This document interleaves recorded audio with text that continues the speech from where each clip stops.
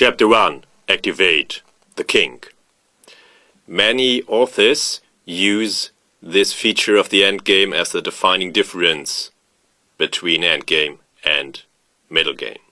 And indeed, in the middle game, the king often feels safe and secure behind a solid shield of pawns. But in the endgame, matters are often different. The king wants to be activated to take part in the battle. So what to do in Onishok Zamhuri Olympia 2012 with white to move? H3, followed by activating the king to F4 and white wins. This is of course also one of the differences, that it is often easier to make such definitive assessments of the position.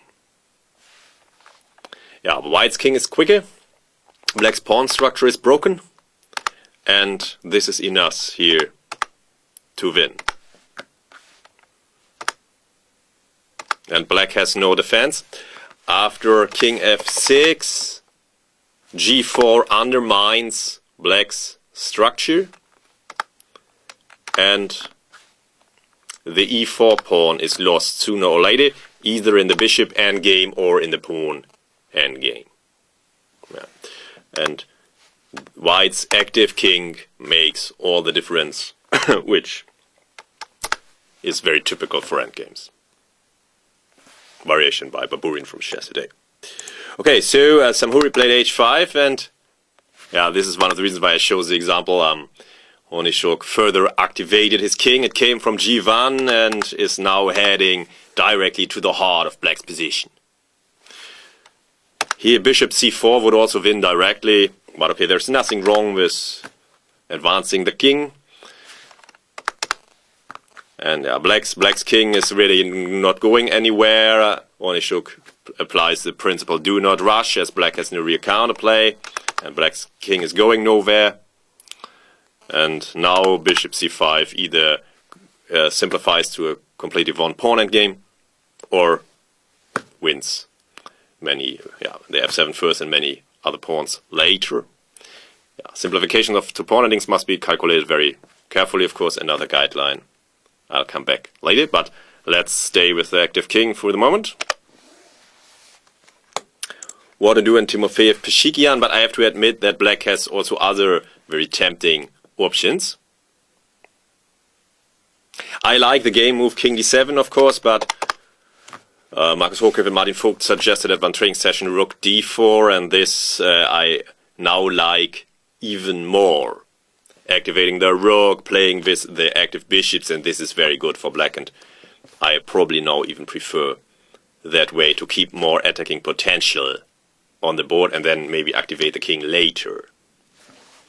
While in the game, black played king d7, which is also strong, and black's king is activated and white's isn't, and black won later. But of course, rook d4 a bit spoils the example slightly. Okay, Kotronias Jakovenko, Bursa 2010. What to do with white to move?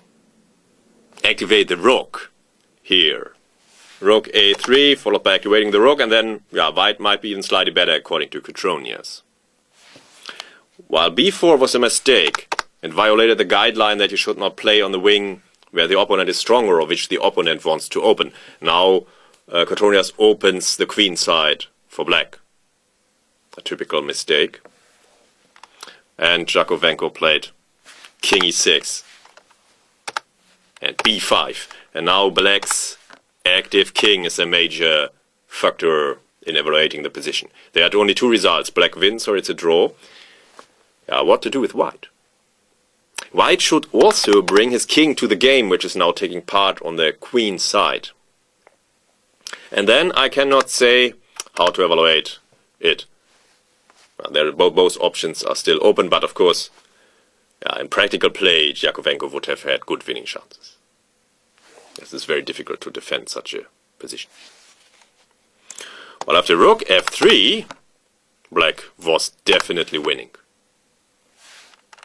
Black's active king is much more important than white's extra pawns. and king e4, king c4, going to this typical dominating formation, and yeah, and if you compare the activity of the kings and look at the dangerous passed b pawn, then it's clear that black should be winning, and indeed that is the case, and Yakovenko then converted it after some further moves.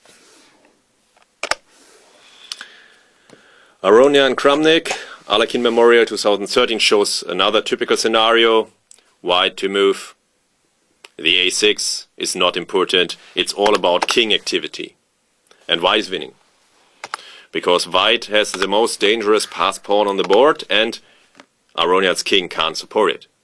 Here, unfortunately, both moves win. King takes e5 is also winning, but there's nothing wrong with Aronian's approach. And this is a typical scenario for rook endings where the drawish tendency is not so seen, because black's pieces are not active. And creating counterplay just lasts too long. Okay, no counterplay on the queen side. And yeah, this plays against the counterplay on the king side and helps the d pawn. Yeah, the checking distance, of course, is not large enough here. It should be 3 squares as a guideline. We will see later. Okay, Kramnik has managed to activate his rook, but what counts is the activity of white's king. The king likes to help such a passed pawn. It's one of the features of an active king. Yeah, this black is lost in any case, but okay, let's see the force fast which arises. Yeah, okay, and the main guideline for the force fast is that the side which gives the first check wins, but obviously here it's wrong, as this is no real attack. Aronian just gives the counter check, and now his attack is for real. Game over. So Kramnik resigned as he's mated.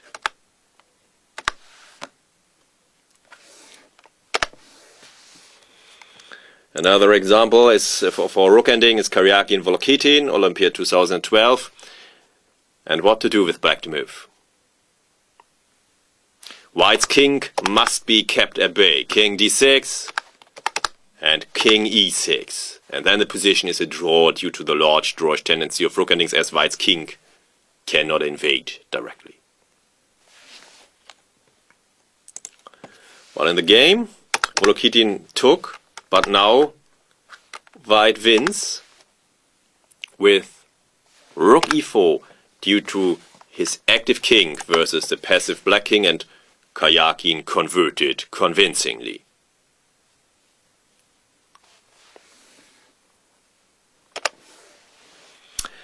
Another important difference between a middle game and an endgame is that the attacking king often helps its forces hunting the enemy.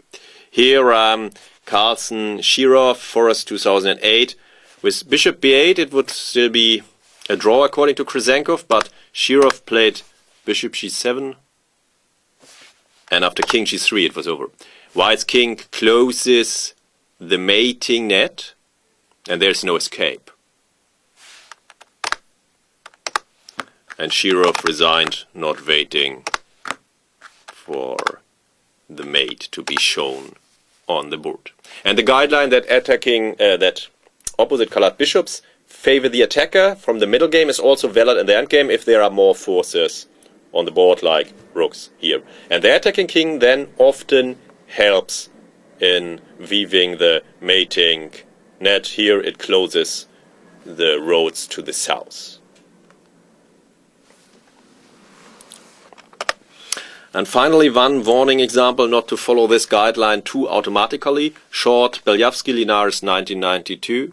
White's king is more active, and this is also one of the major reasons why white is winning. But Nigel Short's choice was a bit unfortunate. So even with reduced firepower in the endgame, be careful, don't run into mating attacks or perpetual check patterns or whatever by activating the king automatically. But calculate concrete variations as well, of course. Do not use any guideline just automatically but only to help find candidate moves, to orientate yourself, and then to bake up your conclusions with concrete calculation. Chess is a concrete game, after all. So, white is indeed winning due to his active king. This is an example for the guideline, and knight takes f6 wins.